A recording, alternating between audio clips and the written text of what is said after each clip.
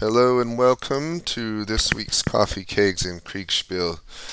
This is your host, James, and I am here with Jeremy, and we are excited to talk about the Market Garden World War II game that he recently ran and completed. Jeremy, thank you for being with us. Yeah, thanks for having me. So, Jeremy didn't do it alone. He's the lead umpire, and so he had an umpiring team, and they are they've made two of three videos, YouTube videos that are quite long but quite amazing, detailing the campaign itself and what happened and transpired. So this AAR really isn't about the game itself as far as like what happened from the game perspective. We're going to more focus on the umpiring aspect of it and what it took to create an umpire game like this and what lessons did Jeremy learn. So before we get into that though, Jeremy, would you please, I guess, introduce yourself, anything you'd like to share with the IKS community about you, who you are, and how you got into Kriegsspiel and how you found the IKS. Yeah, so, man, I think it was January of 22, I think, is when I first joined. I've always been interested in wargaming in general, like Hex Encounter mostly. I did some miniature stuff when I was a kid. And I was on the internet and I found something about Kriegsspiel, like just Reisnitz Kriegsspiel, and it was interesting. So I did some more Googling and happened upon the IKS.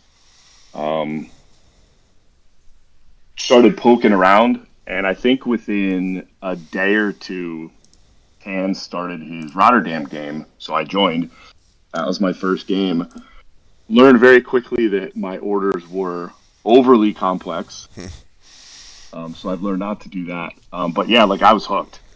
I mean, the idea of playing a game on a map where you have no idea what the enemy's doing, you don't even know what the friendlies are doing half the time.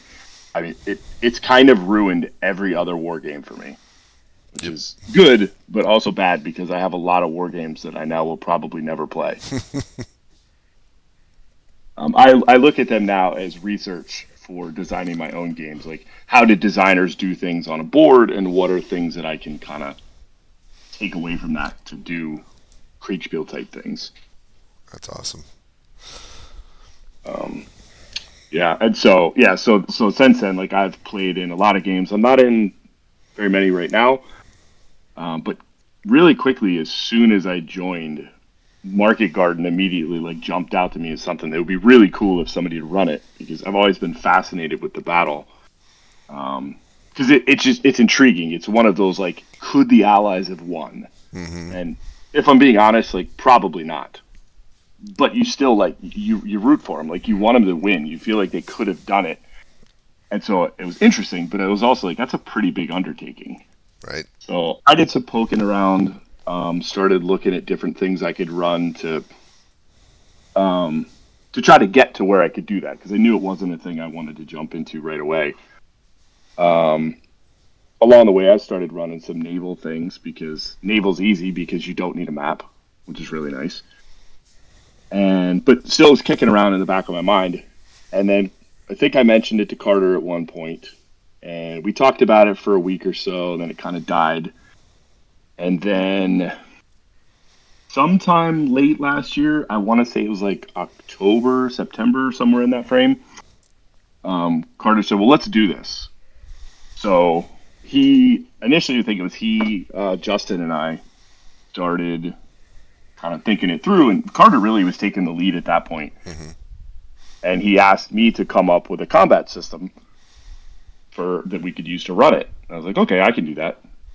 So I started doing some research, and I found Opcom online.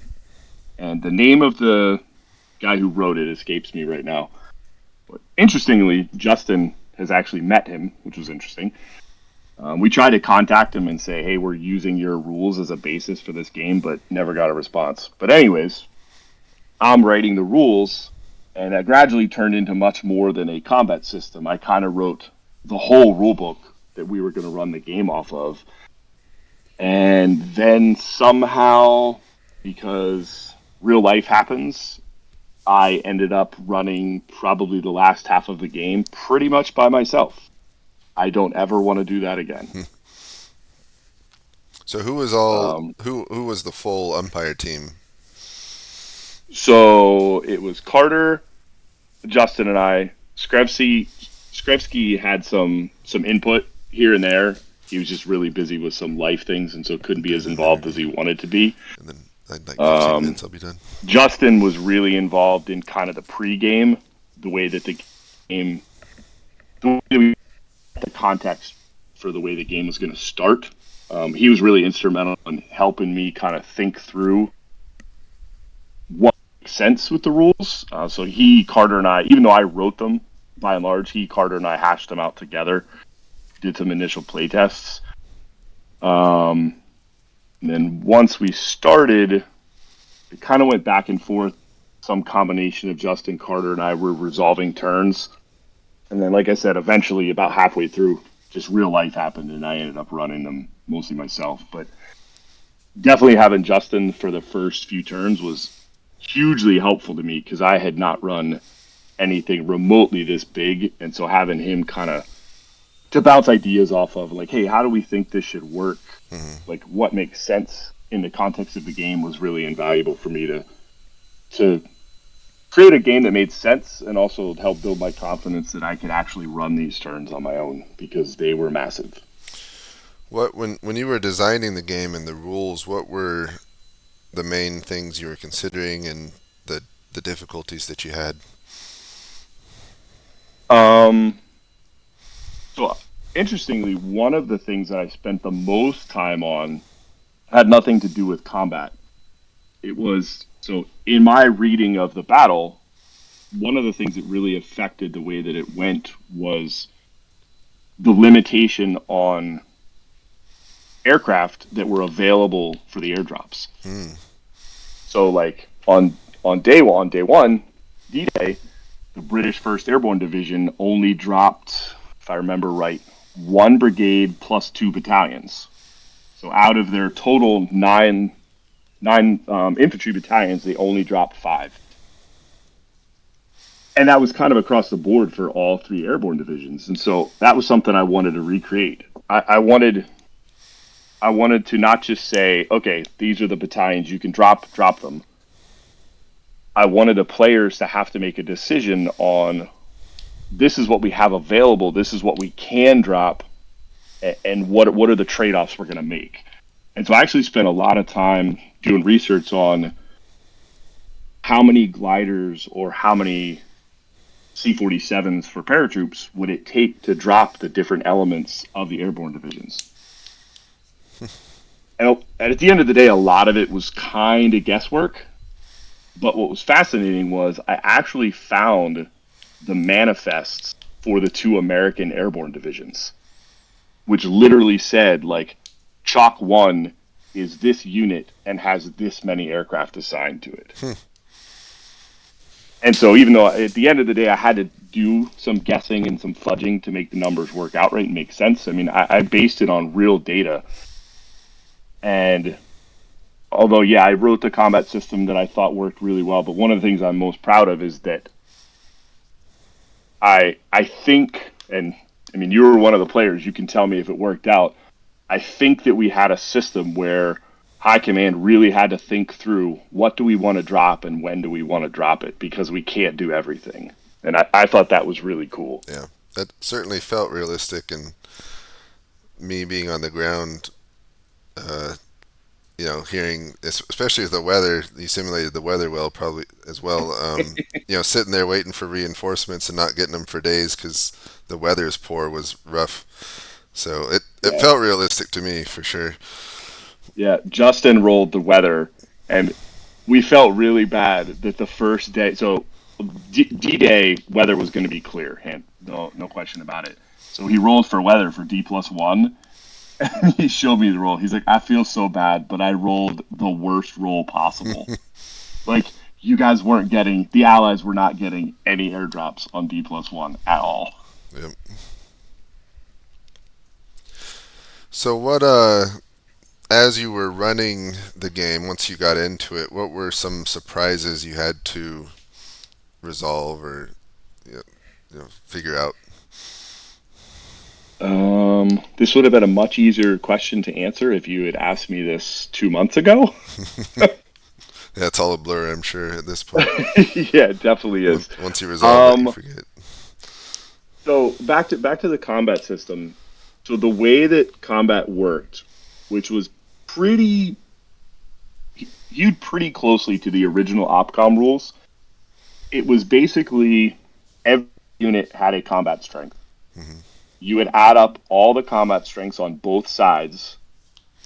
You would potentially increase those combat strengths for like beneficial terrain, being able to supply different things. But you basically get a number for each side, and you would take the difference. So it wasn't an odds based thing; it was the difference, and you would take the difference, and that just basically became a modifier on a d6. Hmm. Um, and then the table, based on what you rolled, was either it was a crushing defeat, where the defender would counterattack, or you would blow through them and you could exploit. And so what was nice about it was super simple. Like Hmm. once you understood the couple modifiers that could happen, you literally just flipped the pieces over, added some numbers, and rolled a die, which was really nice. But as we were doing some testing, and then through the first couple turns, what was really interesting was that, and if I'd thought it through as we were designing, and it's obvious that it falls out of this, if you had a big enough superiority, you were assured of victory. Yeah. Like you weren't going to lose. You overcame the 6 of a d6 and was automatic. Yeah, and so, but as we were going through, like we'd run battles, and we were like, well, that actually makes sense. Like this unit should just blow through the Germans right here, or the Germans right here should be successful in their counterattack. And so, by and large, as we were going through, the combat system was surprisingly giving results that we were like, wow, that actually just makes sense. But then you'd run into situations where it didn't make sense. Hmm. And so that was one of the things. So a big example was, if you can see my screen, if I can find it, and I don't know if it's going to come out well enough, but the fighting around Fakel, where the 101st was dug in, and were being attacked by nominally a corps of Germans, but really more like a division plus. I gave the Germans decided, like, this is where the big fight has to happen. We have to take this city or this town. And so the 101st had been dug in for a while. They had foxholes. They're behind canals and streams. They're in crappy terrain, like good defensive terrain. And the Germans have to cross open area. And so I'm looking at it, even before I'd done the numbers, I'm like, the Germans aren't going to take it in 1 6-hour turn. They're probably not going to even take it in 2 6-hour turns because, yeah, I got it. The Germans have multiple divisions, but the Americans do have an entire regiment dug in. Like, that's going to be hard. Hmm. But what happened, and Ruse is not going to be happy when he hears me talk about this because he was leading the German attack, and Hmm. he was really frustrated that he couldn't win. I found I had to fudge the die rolls a couple times just because if I adhered strictly to the combat system, the Germans would have That won. overwhelming force by the numbers. Yeah, Yeah. but it was one where I just had to be flexible. I'm like, yeah, I know that's what the combat system says, but if I'm looking at the situation, that actually doesn't make sense. And so that was one. We had to do that a few times. Yeah, I think the biggest thing that I noticed that we're trying to work on if we run further games using this system is that the combat system was attritional in nature, in that even if you won, you were going to lose a strength point. Hmm. It just always happened, which felt right. That makes sense. But it also sometimes, if we adhered to that too strictly, is like, okay, they probably shouldn't really lose that much strength right now. Hmm. And so, yeah, I guess the combat system worked very well. I was very happy with it. It was simple. It was easy. But you did have to be willing to kind of step back and say, okay, I have to adjust the results because they don't actually make sense right now. Did it make you think about adjusting the combat rules themselves to, incorporate different scenarios, or were you afraid of losing the simplicity by doing that? So we really tried hard not to change any rules mid-game. Mm-hmm. The one thing we did do initially, the Allies were going to have to worry about supply. I mean, it's Hell's Highway. They were going to have to worry about it. We didn't feel like the Germans should have to worry about supply because they didn't have narrow supply lines. Like, they basically control Holland. Like, they should be able to get supply. However, the German players decided they were going to basically have headquarters and supply dumps overrun and all these types of things. We're like, oh crap, we have to start tracking German supply. So we did have to retrofit that in the middle, but we really didn't make any other changes. But we have been discussing the things we didn't like about the combat system and how we can keep the simplicity while still modifying it to do better at giving the results that make sense without having to fudge things. Yeah. So we didn't change it in the game, but we've talked about ideas that we would use in future games, or at least I would. Okay. Red Robin asked a question, which I think is a really good one. So a big part of Market Garden is the surprising of the Germans, and so it's difficult when you announce you're doing Market Garden, and so all the German players know, hey, they're gonna probably be going for these bridges and these points. How did you try and still incorporate surprise into the game, or how did you deal with that? Yeah. So this is where Justin was really instrumental. I'm still writing the combat system at this point when he gives briefings to both of the players, both of the CICs. So Tack as Montgomery and Liam as Modal. And it started with the Germans. I don't remember what date he picked. I think it was after the fall of the Falaise pocket, if I remember right. One of the pockets, I never remember. But anyways, he basically picked a date, and he's like, okay, this is the time, this is the inflection point. This is the time when the Germans have to make decisions on where are they going to mass troops, where are they going to retreat to, where are they going to defend. And so, yeah, we had already announced, which, again, Carter was excited. He said, we're doing Market Garden. I wish he hadn't done that. Because, yeah, like you said, like you already kind of have an expectation. But I think Justin did a really good job of telling Liam as Modal, okay, this is what you have right now in, I think, the middle of August.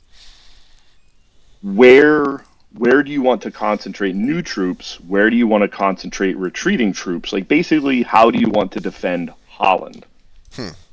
Maybe they come in by sea. You have no idea. You have to defend all of Holland. Yeah.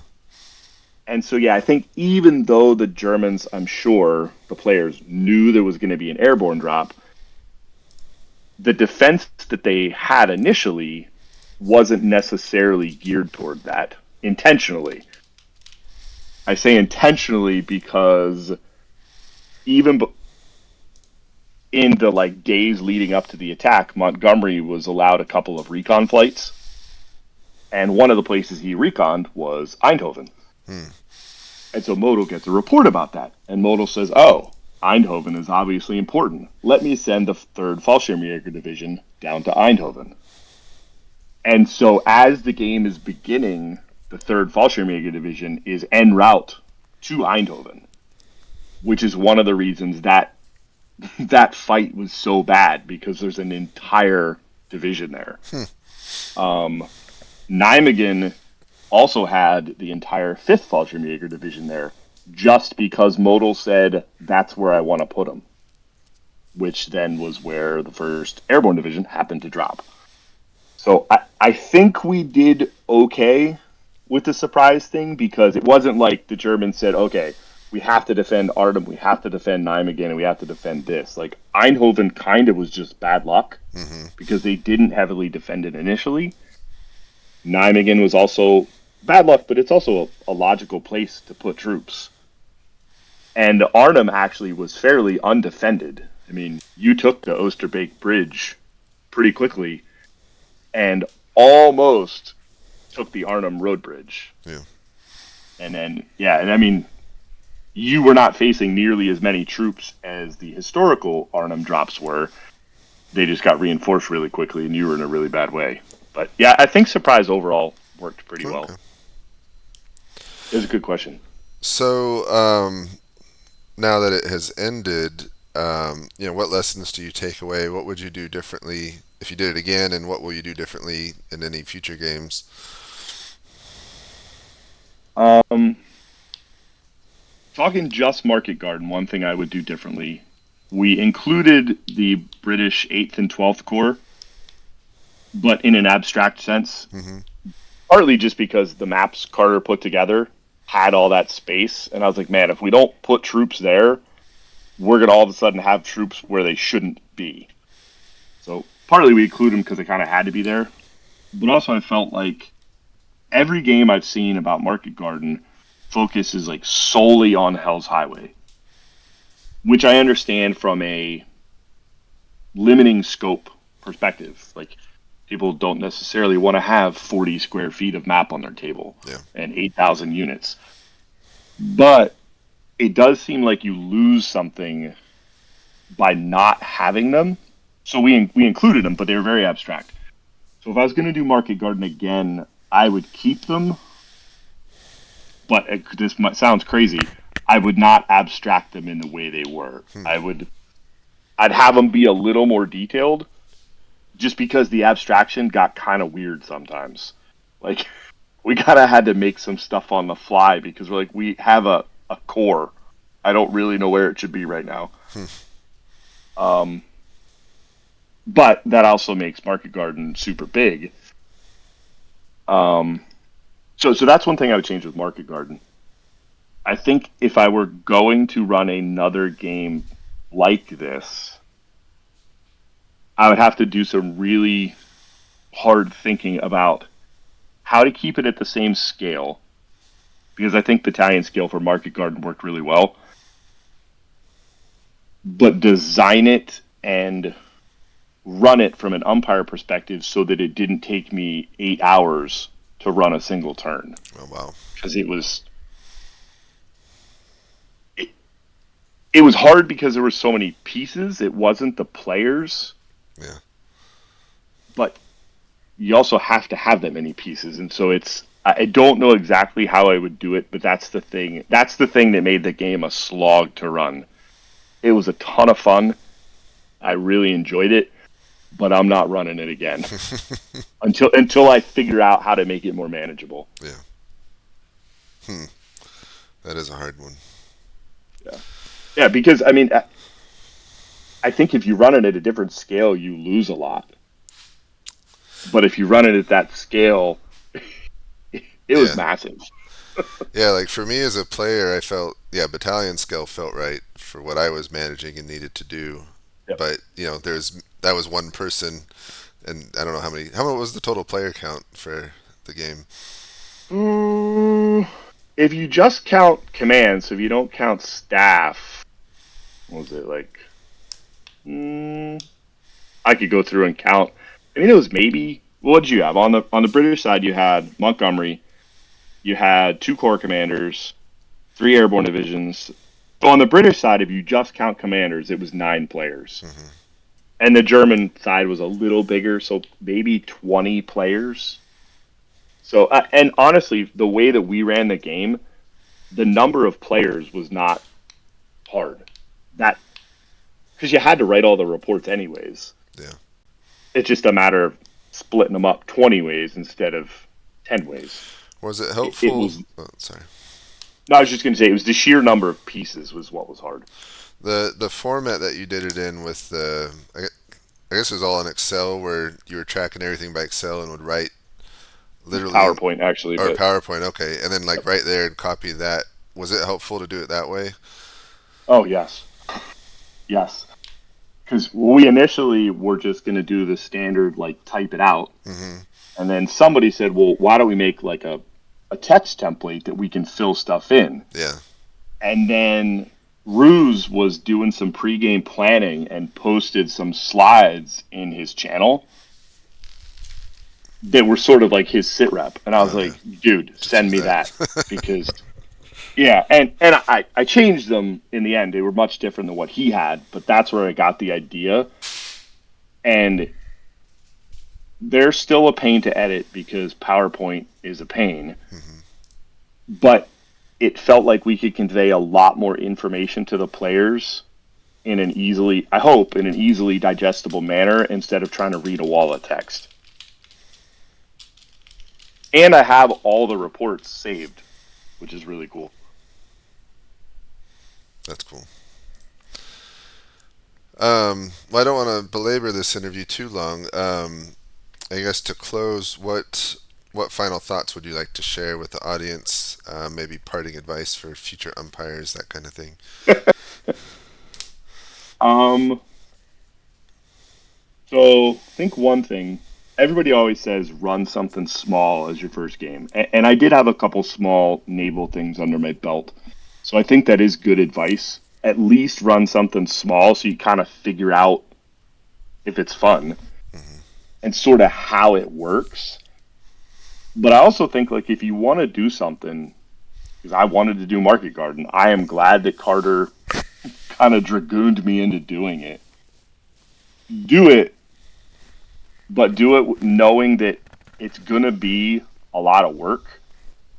And if you're not willing to put in the work, don't start it because the worst thing is an epic game that just ends. Like, yeah, and so I'm really glad that we put forth the effort and finished it so that the players had a conclusion. So that's one thing. And then the other thing is, I've said it before, all of the players in the game were excellent. Like nobody really flaked out. Like pretty much everybody was there the whole way through, and that made my job much easier because I wasn't dealing with players dropping in, dropping out all the time. Yeah, And so that's the good. game, I mean, we did a lot of work, but the game was good because the players were invested in it, which was awesome. Yeah, that's good. Really good advice and very fun game. I loved it as a player. So thank you for those 8 hours of work each and every update. Yeah. There was a time in the middle where I kind of got burnt out. That's where we had and I got busy, and that's where we had the big long pause. But honestly, like a lot of times, I was excited to run it because I wanted to know what was going to happen. Yeah, that's when you know it's a good game and you're doing it right. When you're if you're excited to do it and find out, that's the best. Yep. Yeah. Hands down. All right. Well, Jeremy, thank you for your time. Appreciate you talking with me tonight, and hopefully it's of use for however many people listen to this podcast. Hope so. And if they haven't seen it, you got to watch Carter's videos because they're awesome. Yeah, absolutely. And the third one, I guess, is coming out in a couple weeks, hopefully. I think so. Yeah. Yeah. So, all right. Well, thank you, Jeremy. Have a good night. Yep. You too.